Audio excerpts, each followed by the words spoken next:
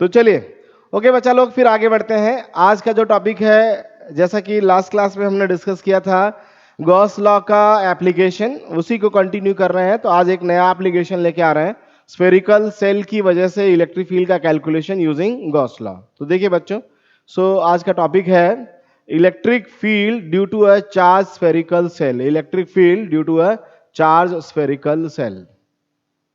देखिए, electric field due to a charge spherical shell. तो एक कंसीडर करते हैं चार्ज स्फेरिकल सेल जिसका रेडियस आर है, उसके ऊपर चार्ज क्यू है, और हम उसकी वजह से पी पॉइंट पर इलेक्ट्रिक फील्ड निकालेंगे जो उसके सेंटर से आर डिस्टेंस पे है। जो उसके सेंटर से कितना डिस्टेंस पे है? आर डिस्टेंस पे है। जो बात बोल रहा हूं वही यहां पर लिखा हुआ है ना। सरफेस चार्ज डेंसिटी मान लीजिए सिग्मा है। Sigma is equal to total charge upon total area Q by 4πr², या क्यू इज इक्वल टू, अगर सिग्मा के फॉर्म में लिखना चाहे तो 4πr² इंटू सिग्मा है ना। क्यू इज इक्वल टू क्या लिख सकते हैं? 4πr² into sigma. ओके, तो देखिए आगे बढ़ते हैं बच्चों। When point P is outside the shell, तीन केस बनाते हैं सेल के केस में, एक बाहर वाला पॉइंट, एक सरफेस वाला पॉइंट और एक इनसाइड वाला पॉइंट। अगर पॉइंट पी आपका सेल के बाहर है, when point P is outside the shell, ये आपका सेल है बच्चों, और सेल के बाहर हमारा पॉइंट पी है, और ये जो डॉटेड हमने ड्रॉ किया है, ध्यान रहे ये गॉसियन सरफेस होगा। ये कौन सा सरफेस है? गॉसियन सरफेस है ना। देखिए बच्चों क्या होता है, कंडक्टर के अंदर तो इलेक्ट्रिक फील्ड जीरो होता है, वो हम अभी कर लेंगे, डिराइव कर लेंगे है ना। सबसे पहले अगर हम लोग बात करें, फील्ड सबसे ज्यादा सरफेस पे होता है, उसके बाद ऐसे घटना स्टार्ट करता है, और ये चीज हम अभी डिराइव करेंगे गॉस थ्योरम से। तो देखिए, total charge on on the surface is, अभी भी निकाला था हम लोगों ने, Q का वैल्यू कितना आया था बोलिए। ये जो डॉटेड ड्रॉ किया ये गॉसियन सरफेस है, ये गॉसियन सरफेस है बच्चों, ये जो ड्रॉ किया गॉसियन सरफेस है। और हम लोग जो फील्ड निकाल रहे हैं, ये ग्राफ अभी मत समझिएगा, फील्ड हम लोग एक्चुअल में यहां पर निकाल रहे हैं ना, यहां पर हमने फील्ड निकालना है। और फील्ड निकालने के लिए हम लोग, ध्यान रहे बच्चों, फील्ड निकालने के लिए, जैसे ये तो डायरेक्ट फार्मूला लिखा गया है सरफेस पर, फील्ड का फार्मूला है ना। फील्ड निकालने के लिए हम लोग दो केस करते हैं, फ्लक्स निकालते हैं, एक डेफिनेशन की वजह से, दूसरा गॉस की वजह से, वहां से हम लोग फील्ड फाइंड आउट कर लेते हैं ना। देखिए, variation of the electric field with distance R from a spherical shell of the charge है ना। ओके, देखिए बच्चों, इन्होंने यहाँ पर डायरेक्ट लिख रखा है, वैसे सच बताएं तो ये ग्राफ थोड़ा गड़बड़ बना हुआ है बच्चों। सही ग्राफ ये होना चाहिए, देखिए मैं बनाता हूं। सही ग्राफ होगा बेटा ये कि, देखिए ध्यान से सुनिएगा, ये जो स्फेयर है सरफेस, ध्यान रहे, अंदर फील्ड जीरो रहता है, सरफेस पर फील्ड की वैल्यू बढ़ जाती है, फिर वहां से ऐसे घटना स्टार्ट करता है ऐसा। ये R is equal to R है।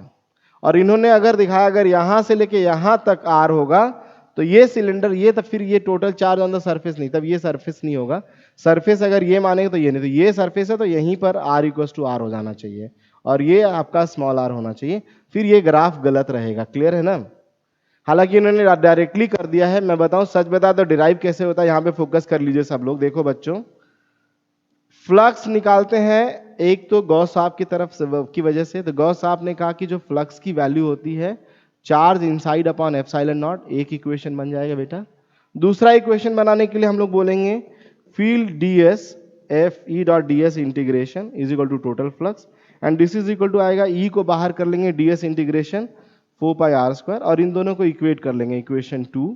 सो ई इक्वल टू आएगा, इक्वेट करके निकालेंगे Q अपॉन 4πε0r²। ये फील्ड की वैल्यू आती है स्फेयर के बाहर, अगर हम लोग निकालते हैं तो ये फील्ड की वैल्यू आती है, गॉस लॉ से हम इसे डिराइव करते हैं। ओके, ऐसा जरूरी नहीं कि स्लाइड में जो बना है वो परफेक्ट है, एक्चुअल में वो ऑपरेटर बनाते हैं बच्चों, और हम लोग टीचर हैं, एग्जैक्ट हम जानते हैं बहुत सारी बातें। और वैसे भी ये जो स्लाइड बना है वो थोड़ा बेसिक है, बेसिक पढ़िएगा, ज्यादा एडवांस पढ़ना हो देन कॉन्टैक्ट मी, है ना बच्चों, ठीक है।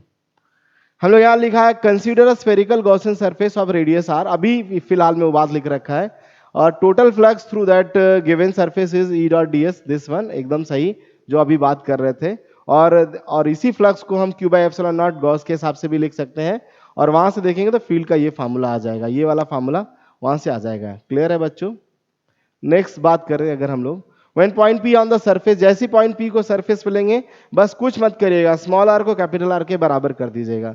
जब स्मॉल आर सरफेस ध्यान है, जब आप सरफेस पे आ जाएंगे बच्चों तो स्मॉल आर कैपिटल आर बराबर हो जाएंगे, बराबर हो जाएंगे तो स्मॉल आर की जगह कैपिटल आर पुट करना स्टार्ट कर देंगे हम लोग, है ना।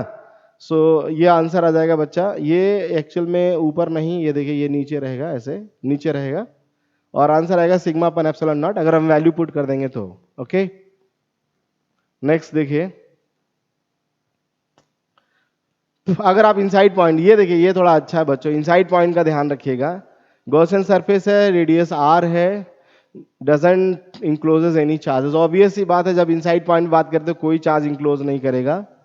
ये देखिए ये हमारा स्फेयर है और ये गॉसियन सरफेस है, इसके अंदर कोई चार्ज नहीं है, तो गॉस के हिसाब से अगर आप फ्लक्स निकालेंगे तो क्या हो जाएगा, जीरो। और फ्लक्स अगर जीरो आ जाता है तो डेफिनेशन से जो फ्लक्स आप लिखोगे ई डॉट डी एस, उसको जीरो लिखना पड़ेगा। Field inside sphere shell is zero, क्योंकि ध्यान रहे field into area is equal to zero upon epsilon naught, यहां से फील्ड की वैल्यू क्या लिख लेंगे, जीरो लिख लेंगे, फील्ड का वैल्यू जीरो। तो ध्यान रहे स्फेरिकल सेल के अंदर, ये बात पॉइंट याद रखने लायक है, स्फेरिकल सेल के अंदर इलेक्ट्रिक फील्ड की वैल्यू क्या होती है, जीरो होती है।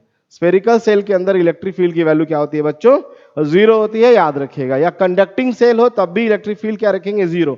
मतलब कुछ ऐसा स्फेयर जिसके सरफेस पे चार्ज होता है, उन सारे केसेस में ये रिजल्ट वैलिड है। बाहर के लिए K Q by R square, surface पे K Q by capital R square, और इनसाइड पॉइंट पे फील्ड जीरो होगा, जैसा हमने यहाँ डिस्कस किया है। और ये क्वेश्चन आपके सामने है, the total electric flux to the Gaussian surface when point P inside the spherical shell is given by, ध्यान रहे जीरो हो जाएगा ना, क्यों बच्चों, तो फ्लक्स तो जीरो ही हो जाएगा क्योंकि इनसाइड पॉइंट पे पूछा है।